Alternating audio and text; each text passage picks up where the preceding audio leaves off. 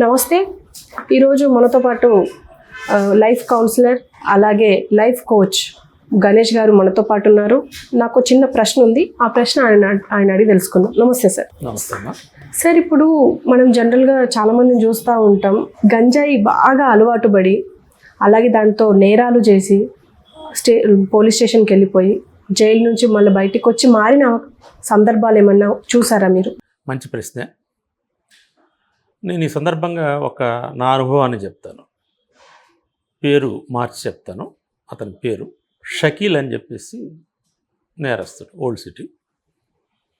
అతను గంజాయి బయట బాగా అలవాటు, రకరకాల నేరాలు గొడవలు చేసి జైలుకి రావటం, మళ్ళీ జైలు నుంచి బయటికి పోగానే మళ్ళీ ఏదో గొడవలు, అక్కడ మళ్ళీ గంజాయి తాగటం, బయట కూడా లోపలికి రావటం, లోపలికి కూడా గంజాయి ఏదో పద్ధతులు తెప్పించుకొని తాగటం విచ్చలవిడిగా. ఇట్లా అతను దాదాపు ఒక 10-15 సంవత్సరాలు బట్టి జైలుకి వస్తూ పోవటం, నేరాలు చేస్తూ ఉండటం, గంజాయి ఎడిక్షన్ అయిపోయినటువంటి ఒక మనిషి. తెలంగాణ జైలులో ఉన్నతి అని ఒక ప్రోగ్రాం నడిపారు. ప్రొఫెసర్ బీనా అని చెప్పేసి, ఆమె Osmania university retired head of the department of psychology, cognitive behaviour therapy CBT సైకాలజీలో ఇదొక థెరపీ. ప్రధానంగా ఇట్లాంటి నేర స్వభావం కలిగినటువంటి నేరస్తులుగా ఉన్నటువంటి వాళ్ళ మార్పులో ఈ సిబిటి టెక్నిక్స్ థెరపీ అనేటువంటిది చాలా ప్రభావవంతంగా పనిచేస్తుంది అనేటువంటిది మొత్తం అనేక స్టాటిస్టిక్స్ కూడా చెప్తున్నాయి. దాంట్లో భాగంగా విజువలైజేషన్ ఇట్లాంటి కొన్ని టెక్నిక్స్ ఉన్నాయి. అట్లా మన ఇండియన్ కంటెస్ట్లో దృష్టిలో పెట్టుకొని అక్కడ ములాఖత్ అంటే ఇంటర్వ్యూ, ఫ్యామిలీ ములాఖత్ అని ఒకటి ఏర్పాటు చేశారు ఉన్నతి ప్రోగ్రాంలో భాగంగా. అంతకుముందు నుంచి అనేక సార్లు కౌన్సిలింగ్ చేశారు అతను పిలిపించి. నేను మాట్లాడాను ప్రత్యక్షంగా.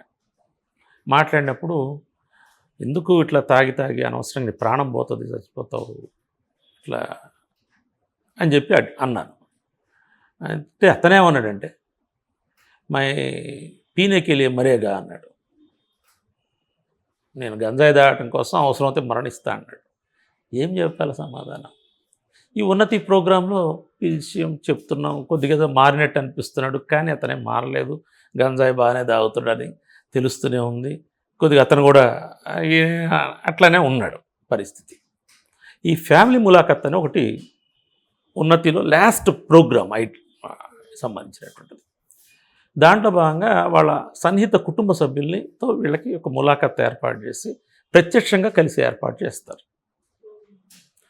అందరూ వీళ్ళు కలిసి కూర్చొని తింటాం, కలిసి ఒక హాల్లో అందరూ ఈ ఉన్నతి ప్రోగ్రాంలో పాల్గొన్నటువంటి ఈ ఖైదీలు, వాళ్ళకు సన్నిహిత కుటుంబ సభ్యులు, వాళ్ళ భార్య, పిల్లలు, తల్లి, అట్లా వాళ్ళ భార్య, వాళ్ళ 2 పిల్లలు, వాళ్ళు కూడా ములాఖత్కి వచ్చారు. ఇట్లానే పెద్ద హాలు అంతా అయిపోయింది. అందరు మీల్స్ కలిసి కూర్చొని తిన్నారు. పిల్లలు కూడా ఉన్నారు. అప్పటికి పట్టుకొని ఏడ్చి, ఎంతకాలం ఈ పిల్లలు ఎదిగి వస్తున్నారు, మారమని చెప్పింది. ఆమె కళ్ళ నీళ్ళు పెట్టుకుంది. భార్య అంటే కూడా అతనికి అమితమైన ప్రేమ, పిల్లలంటే వలమాలిన ప్రేమ. అతను కొద్దిగా అప్పటిదాకా డోంట్ కేర్ అన్నట్టున్నవాడల్లా కొద్దిగా అతనిలో అప్పటికి ఉన్నటువంటి మార్పు కదలిక అనేది ఒక అలజడిగా మేము అబ్జర్వ్ చేస్తున్నాం. మొత్తం కూడా సంబంధించినటువంటి ఎక్కడ ఎవరెవరు ఇంపాక్ట్ ఎట్లా పడుతుంది అనేటువంటిది. ఆమె ఏడ్చింది. ఆమెను చూసి పిల్లలు ఏడ్చారు. వాళ్ళిద్దరు పట్టుకుని ఇతను ఏడ్చాడు. చివరికి వెళ్ళబోయే ముందు కూడా పిల్లలు పట్టుకుని నాన్న మేము వెళ్ళలేము అని చెప్పేసి. వాళ్ళకి తెలియదు, పిల్లలు చిన్నపిల్లలు, అతను ఎక్కడున్నాడు, ఏదో జైల్లో ఉన్నాడు, ఇట్లా నేరస్తులు, ఇవేం తెలియదు. పిల్లలు కదా, తండ్రి ఎఫెక్షన్ పట్టుకొని ఏడ్చి నాన్న వదిలి మేము పోలేమని చెప్పేసి పట్టుకొని వాళ్ళు రావట్లా.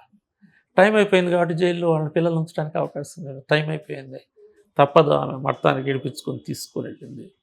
పిల్లలు ఏడుస్తున్నారు, ఇతను ఏడుస్తున్నాడు, ఆమె ఏడుస్తుంది. ఆ రోజు నుంచి మళ్ళీ అతను మరో నేరానికి పాల్పడలేదు, తిరిగి గంజాయి తాగలేదు. ఆ రోజు సాయంత్రమే అతను చిలుము అంటారు, గంజాయి దాటానికి వాడే ఒక సాధనం, చిలుము అంటారు దాన్ని. గంజాయి దాంట్లో కూరి తాగుతారు వెలిగించుకొని. అతను దాచిపెట్టుకున్నటువంటి ఆ చిలుము గంజాయి తీసుకొచ్చి అక్కడ అప్పచెప్పి, ఇక మళ్ళీ దీన్ని నేను ముట్టను.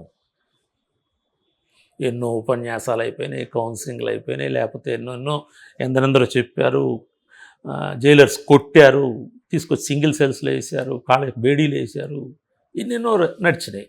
కానీ ఈ ఒత్తిళ్ళేవి కూడా ఆయన్ని మార్చలేకపోయినాయి. అవసరం వస్తే తాకటం కోసం నేను మరణిస్తా అని చెప్పేసి డైలాగ్ మీద, తను సినిమా డైలాగ్ మీద నిలబడ్డాడు. అట్లాంటిది ఒక్క ములాఖాత్, ఆ కుటుంబంతో ఉన్నటువంటి అతను ఒక్క ప్రేమ, పిల్లల మీద ఉన్న ప్రేమ, ఈ ఒక్క అంశం అనేటువంటిది మొత్తం సడన్ చేంజ్ చేసేసి, అంటే విజువలైజ్ తన కళ్ళ ముందే ఒక చిత్రం తన ప్రింట్ అయింది సంబంధించి. రెండోది, భారతదేశంలో ఇంకా కుటుంబం రిలేషన్స్ అనేది బలంగా ఉన్నాయి. దీన్ని ఆధారం చేసుకొని ఆ యొక్క మాడ్యూల్ అనేటువంటిది ఉన్నతిలో సిబిటి, కాగ్నిటివ్ బిహేవియర్ థెరపీలో ఇదొక పార్ట్గా పెట్టడం జరిగింది. అతను అంటే దీంట్లో ఒక చర్య, ఒక ఆలోచన మార్చడానికి తోడ్పడింది. ఒక చర్య, ఒక ఆలోచన సడన్గా. అంతకుముందైనా పోయినసారి చెప్పుకున్నాం, పిల్లలు ఏడుస్తూ గొడవ చేస్తుంటే రైల్లో, అక్కడేమైంది, సమాచారం తెలియక సడన్గా మనకి మన ఆలోచనలో మార్పు వచ్చి మన చర్యలు రివర్స్గా ప్రతిబింబించినాయి. ఇక్కడేమన్నా వీళ్ళ చర్య అనేటువంటిది సడన్గా అతన్ని అతలాకుతలం చేసి, అతని మనసులో ఉన్నటువంటి తన యొక్క ఆలోచనలు సడన్ చేంజ్కి దారితీసి, అప్పటిదాకా బానిసగా ఉన్నటువంటి, ఎడిక్ట్ అయిపోయినటువంటి అతను ఆ గంజాయిని వదులుకున్నాడు, నేరాలను వదులుకున్నాడు. ఇప్పుడు మంచిగా అతను బయట బతుకుతున్నాడు, షాప్ పెట్టుకొని. అది okay sir, thank you very much.